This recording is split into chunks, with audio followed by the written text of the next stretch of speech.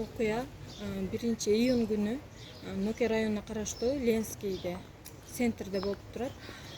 Биздин Дамаш айылынын балдары менен, Ленин жолу айылынын балдары менен 11-класска көчкөн балдары, Боготтун балдары 2004-2005 жылкы балдардын арасында, топ балдардын арасында уруш чыкты.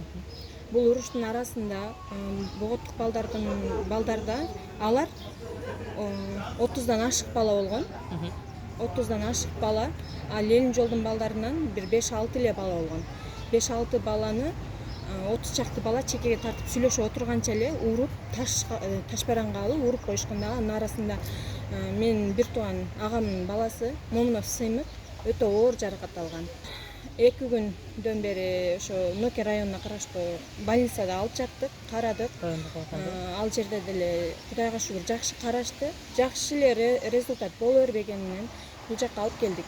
Мурду сынган, башынан өтө катуу жаракат алган. Азыр бул жерге неврохирургияга алып келип жаткыздык. Акыбалы өтө оор, өзүнө жакшы келе элек, тамак жакшы иче албайт. Көзүн даже нормально ача албай кыйналып атат. Өзүнө келтирүүбү ал азыр? Азыр бир аз көзүн ачат, жакшы сүйлөй албайт. Алар билишет. Мектеп дагы билет, район дагы билет, РОВД дагы бар жогу билет. Район боюнча билет 9-майда мындай уруш болгонун. Бирок көңүлү кош каралган. Эч ким көңүл буруп каралган эмес бул иште. Ошол күнү деле топ бала ошол жерде үйүлүп турганда деле элдин баардыгы көргөн, эч ким таркагыла деп таркаткан адам болгон эмес. Менттер дагы көргөн, ошол жерде жашоочулар дагы көрүптүр. Жашоочулар айтып атышат, көргөнбүз, таркагыла десек таркашкан эмес дейт. Биз ошо 9 чакты чогулуп жүргөнбүз масада. Өзүм чогулуп жүрсө, алар ошо балдар 30 чакты болуп вообще чогулуп алып, 9-майда бир досубуз уруп койгон болчу да.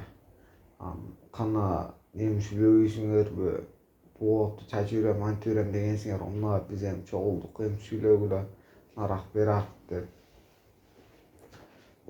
наракка эле аерне тихо деп бүткөн, наракка өткөндөн кийин эле бир дос ошо 1-2 жыл каласы чоң келип бир досубузду уруп берип, ал дос менен бирөө болбой көптөшүп жүргөндө мен да барып болсом дегенде нарактан бычак көтөрүп жиберди эле бир баласы. Ошону кубалады. Калган эсимде жок да. Көзүм ачсам реанимацияда жаткан экенмин жалаңаш болуп. Тегерегинде врачтар, медсестралар. Сыймык азыркы учурда башынан оор жаракат алды. Мээсине кан уюп калуу коркунучунда турат азыр. Эми бул жерде бул Сыймыктын ата-энеси мигрант. Азыркы учурда Россияда. Эң өкүнүчтүүсү чоң эненин колунда турган. Бирок ушундай көйгөйлүү учур болуп турганда дагы азыркы коомдо 2 мектепте масса мушташып, 2 мектепте 30дай балдар чогулуп бири-бири менен мушташуусу бул өтө, мен ойлойм, бул өтө опурталдуу нерсе. Бул нерсеге көп эле адам андай көңүл кош карабастан мамиле кылышыбыз керек го.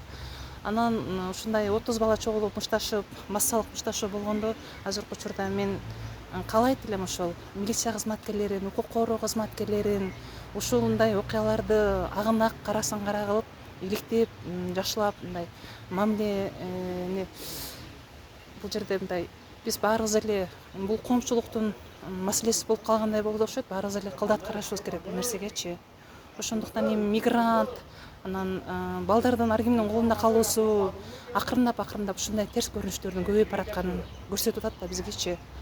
Эми бул жерде мен эмнеге өкүнөм? Бир баланын келечеги. Эртеңки күндө ким кепилдик берет ушул баланын ден соолугу чың болуп ушул боюнча кетет деп? Эч ким кепилдик бере албайт. Балким бул бала майып болуп деле калышы мүмкүн. Бир жапжаш кырчындай баланын өмүрү ар түрдүү майыптуулук деген бул келечегинде балта чабуу деген нерсе болушу мүмкүн. Ошондуктан мен эмне дегим келет? Бул жерде ошол уруп койгон тарап, мисалы, ошол 30дай бала уруп коюп атпайбы? Ошол балдардын ата-энеси дагы акыры баласы каяка баратат, ким менен жолугуп атат, мектептен чыккандан кийин эмне иш менен алек болуп атат, контролдош керек да.